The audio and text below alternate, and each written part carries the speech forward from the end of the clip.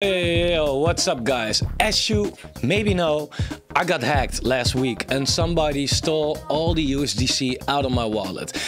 I decided maybe I should make a video to inform you how that happened, but also how to stay safe in crypto. And it sounds a little hypocritical, I know, like the guy that just got robbed tells me how to stay safe, but I learned from it and I could have known this, but I just didn't apply it. I broke my own rule. So I would like to tell you how to keep your crypto safe, because you can make a lot of money in crypto if you invest in this bear market and ride it out a good way through the bull market and take your profits by then.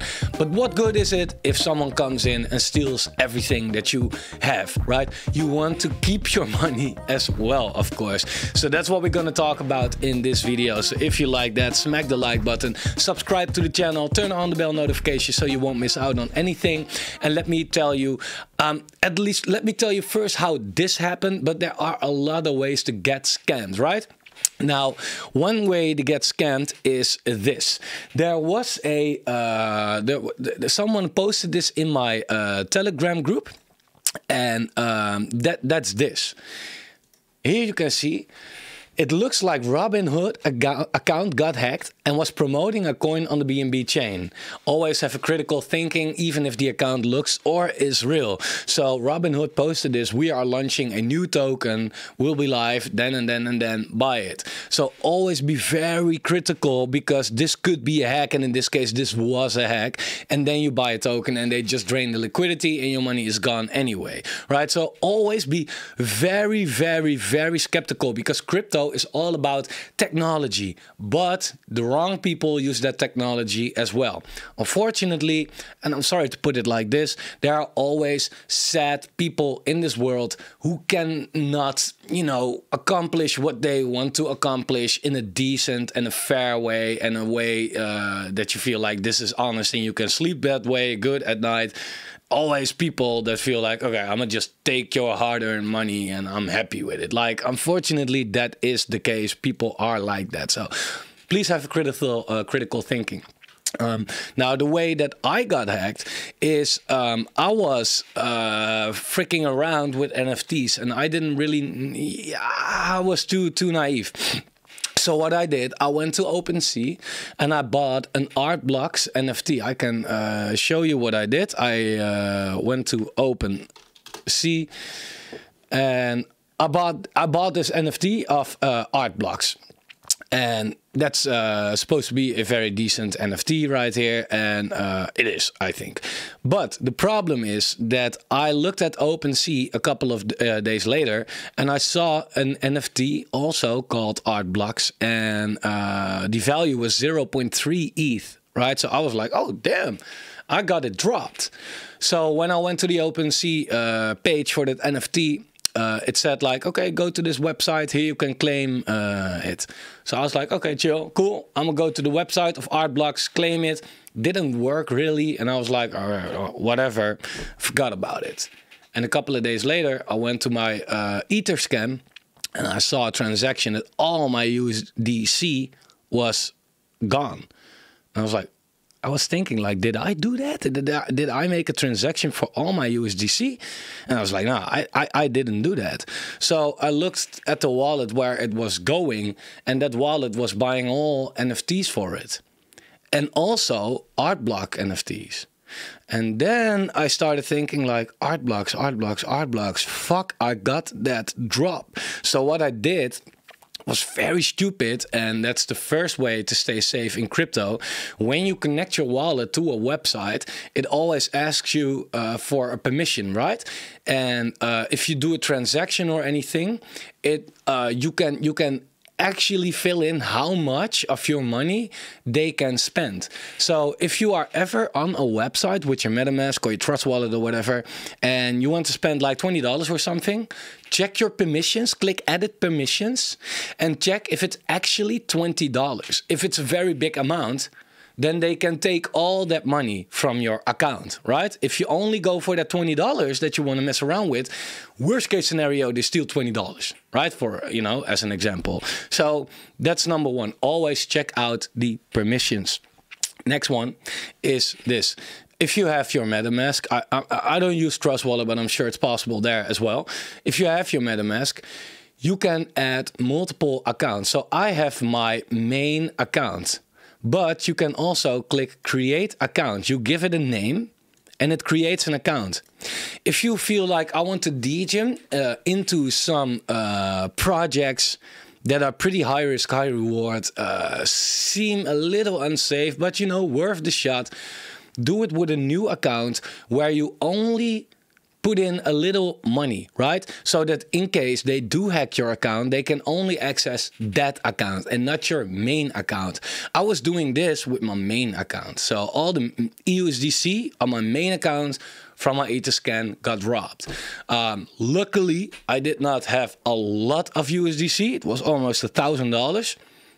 Then again, it's a frick load of money in this bear market, right? So I think that's a really good way to stay safe. So have multiple accounts on your MetaMask, just in case you want to play with some, you know, high risk, high reward things.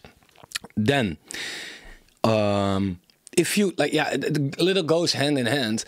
But if you ever want to connect, like I said, to a project with which is very high risk, high reward, then connect the wallet with the least amount of money to it. Always be like, what if they somehow get into my account? What if they rob it? Is it that bad? If you have, I don't know, if you have $1,000 in total in crypto, right? And you have two accounts, one with 800 and one with 200. You don't want them to, yeah, you don't want them to rob anything, but you especially don't want them to rob the one with $800. Connect your account with the least amount of money. I think that's the most important thing to learn here as well. Let me check my cheat sheet. Oh yeah, I think this is a really important one as well. I don't know if you can see it. Now you can see it. I have my hardware wallet lying here on my desk. I have a Trezor. You can also use a Ledger. Use a hardware wallet. Really do that. A hardware wallet will cost you, well, this was a slightly newer one, I think $200, but I think you also have them for $100. So if you have any amount in crypto that's worth more to you than that $100 that a hardware wallet will cost you, buy a hardware wallet. Don't be like, this won't happen to me. Really, it will happen to you. A friend of mine also got hacked for, I'm not even going to say the amount, but that's a whole lot.